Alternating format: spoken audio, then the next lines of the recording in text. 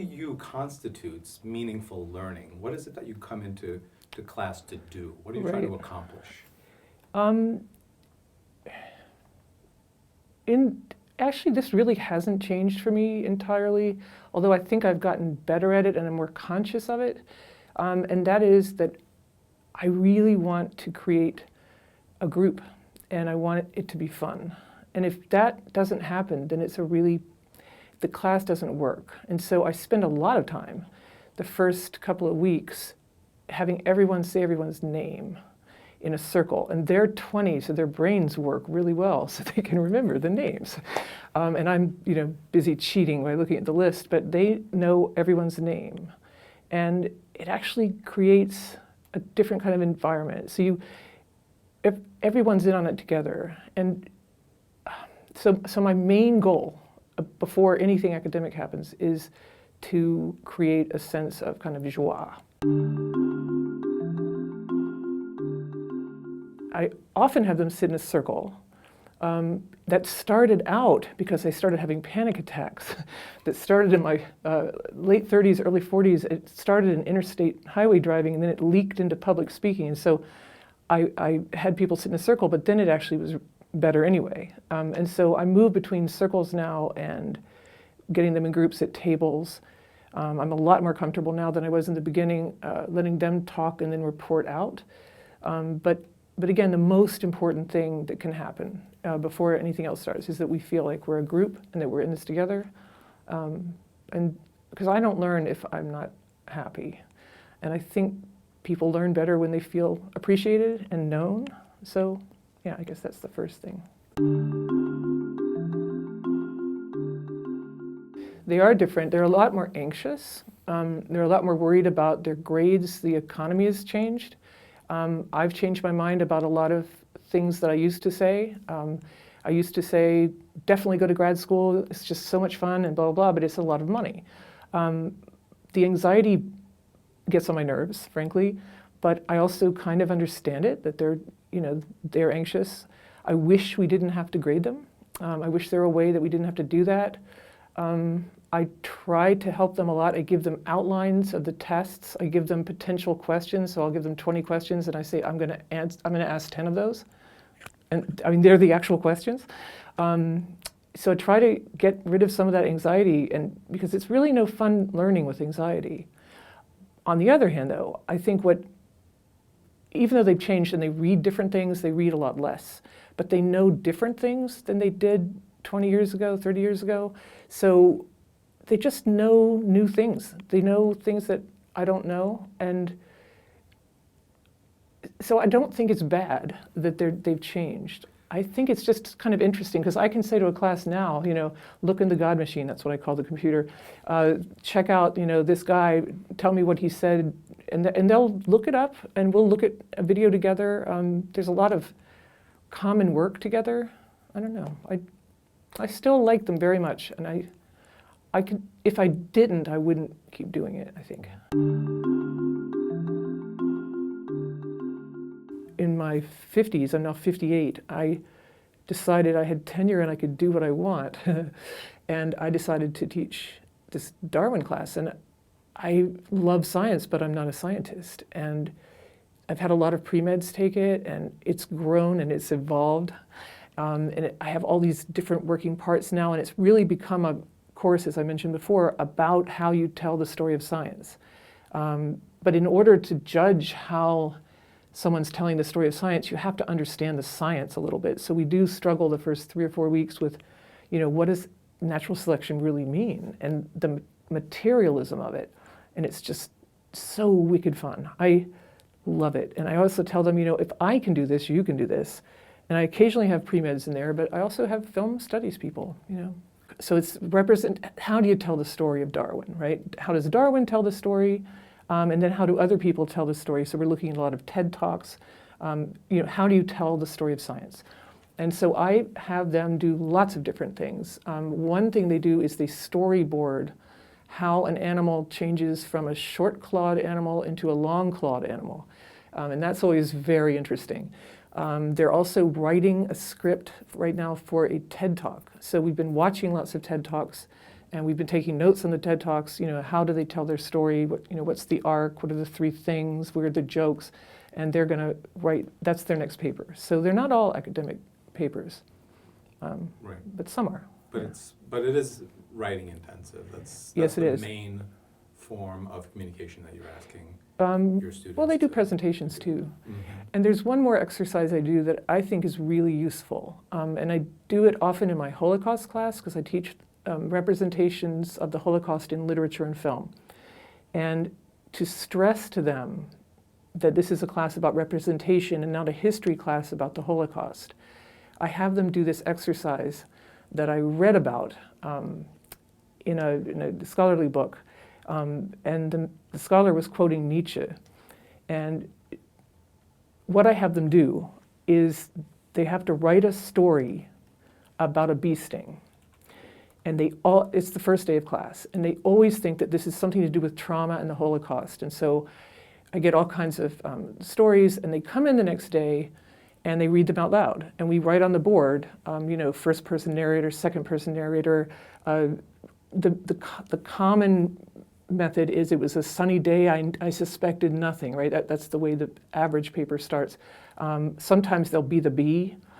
Sometimes they'll just suddenly feel pain and scream, and sometimes they die. Some of them are humorous, some of them are mystery stories. They have all kinds of genres. And so then we open up the question of how did you tell that story? And there's all these different ways, right? We talk about all the different generic choices and choices of narration and style. And so then I tell them what Nietzsche had said in the book that I read. Nietzsche says, we tell stories about bees with the beginning and a middle and an end, right? I was walking along, I suspected nothing. But what really happens in the real world is you feel pain, you look down. So there's a relationship between a text and an event, but it's not as clear, right? So that, especially for that kind of mainstream narrative of it was a beautiful day, which they immediately go to, that's the way we tell stories. And so that way we can get to thinking about how we tell stories when we're looking at stories about an event that's very real, but very hard to tell. How do you tell that story, right? You make choices, and some things you can't help but do, like have a beginning and a middle and an end.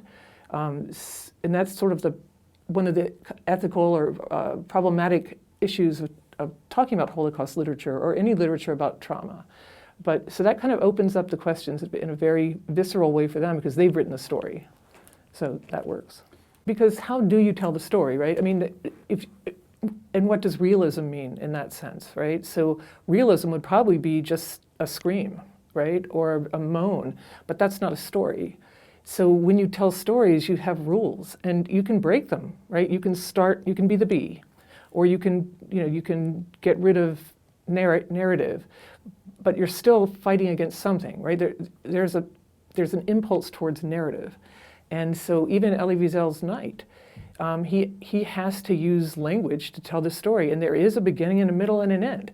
And he's very self-aware, of course. It's brilliant. And he says, for instance, when they get to a ghetto, we settled in.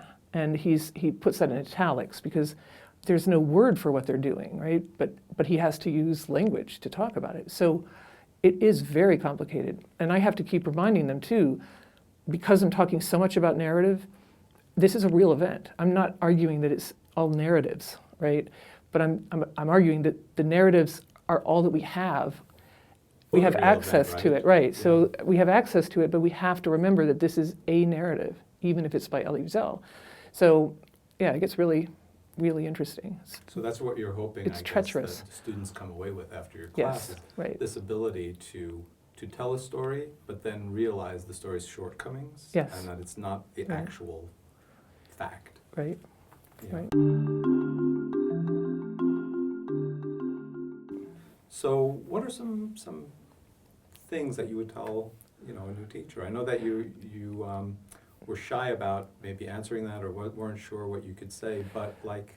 Yeah, I think know that you enjoy it. You really have to want to do this. This is super fun. But it's performative. You have to know what what your persona is, and you cannot teach against your persona. If you're not a lecturer, don't lecture. If you feel uncomfortable doing whatever it is, don't do it. It's your classroom. I mean, I don't think you should drink vodka in class, but if you want to sit in a circle, sit in a circle. If you want to have groups, do groups. You know, be confident in what you like to do, and if you love it, that's great. But if you're miserable and nervous and hate it, get out. So you don't lecture, I guess. I do a combination. I have some mini lectures that I do, that I've done over the years, where I just really want to get something done. And then otherwise I do talk with them and listen to them. And listening is actually a hard thing too, because people will say all kinds of things. And sometimes it's really helpful and productive. And sometimes it has a seed of something really smart in it. And so I've started saying, hold that thought, I'm going to come back to you. I want to hear you say that a different way, because I think there's something smart in there, but I don't know what you're saying yet. And I think it helps to be really honest with people and to really listen to them, because I used to hate it when teachers would say, thank you, and then just move on, because it's dismissive, right? Yeah. But that's a really nice tactic, I think. Yeah. That's really smart, Right. because now the student is listening to what's going on through that lens of holding on to that thing, Right. hopefully, right? And Right. maybe figuring it out for Yeah. him or herself, right. right? And saying it another way is actually the way I grade papers now too, because I used to try to sort of rewrite their sentences, and now I say this another way. I don't quite understand what you're saying. Say it some other way. And it's sort of, I know it seems like a cop-out, but it's actually not, because it's, I do want to know what they're saying. Right? Yeah, well, I mean, Right. say it another way, right? That's, if you can't say There's- it another way, right. then you don't understand it yourself. Right. Right. I mean, even if you say it in a simpler way Right. or not an academic way, that's a really, Right. that's an But if you interesting- think about it, I mean, teaching the way that we teach in modern languages and film studies, it looks like a conversation, which it is, but it's supposed to look like a cocktail party where we're all just sitting around talking. But of course, it's very studied on my end and to some degree on their end, right? I mean, I have an arc of where I want to go that day. I have an idea, but I also want it to be spontaneous. But I also want to get to X. So that's what I mean by performative. It's exhausting, because you're running a conversation with 25 people for an hour and a half. You're kind of like an orchestra leader. You are, in a lot of ways. As yeah. you're describing it, is Right, kind of what right. it seems like. And so it feels like giving a party. You know, on the best days, it feels like you gave a good party. But Right. But there are bad days too. But, you know, as you said, you're not really necessarily having them construct knowledge in open space. You're having them construct that knowledge with these places that you want them to examine and explore. You want Right. them to get to these spots, and if you don't, you have to figure out how to get them there. Yeah, you do. Right. This is Mike Bloom with the Studio for Teaching and Learning Innovation. I want to thank Jenny Taylor for participating today, and thank you for watching. I hope to see you next time on Key Concepts in Teaching.